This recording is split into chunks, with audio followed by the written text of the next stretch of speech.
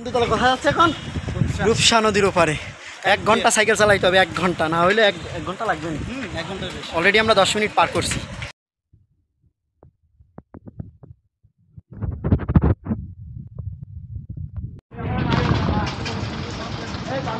রূপসা নদীর ওপারে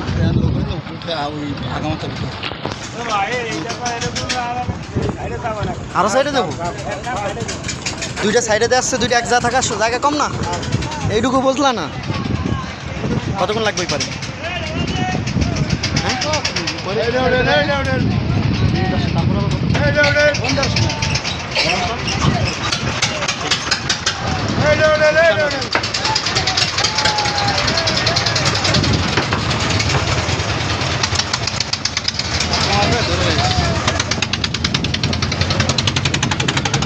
সবথেকে বেশি জায়গা পরিমাণে মানুষ প্রতিদিন পারাপার।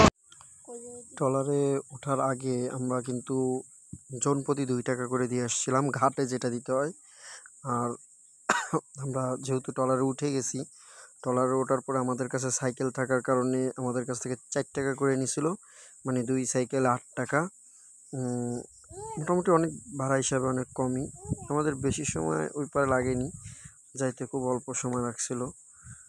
জায়গাটাও খুব সুন্দর ছিল, আবহাওয়াটাও খুব ভালো ছিল, মোটামুটি সুন্দর একটা পরিবেশ ছিল। কিন্তু আমি একটা জিনিস বুঝলাম না, ভাড়া দিচ্ছি ঠিক আছে, লঞ্চ মানে ট্রলার যে ভাড়াটা দিচ্ছি ঠিক আছে, কিন্তু ঘাটে যে 2 টাকা করে নেওয়া হয় আসলে এটা কেন? ছোট বড় সকলের কাছ থেকেই নিল দেখলাম। কেউ যদি মানে প্রতিবন্ধী হোক বা যাই হোক, তাদের কাছ থেকেও এই টাকাটা নিচ্ছে। আসলে আমি মনে করি এটা না নেওয়াটাই উচিত ছিল তাদের, অন্তত প্রতিবন্ধীদের জন্য হলেও এটা ফ্রি করে দেওয়াটা সব থেকে ভালো ছিল।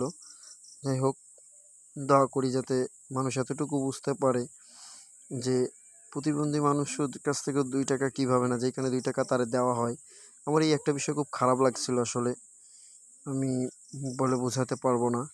কিন্তু তারপরেও আমরা দেখতেছি পরিবেশটা খুব সুন্দর ছিল।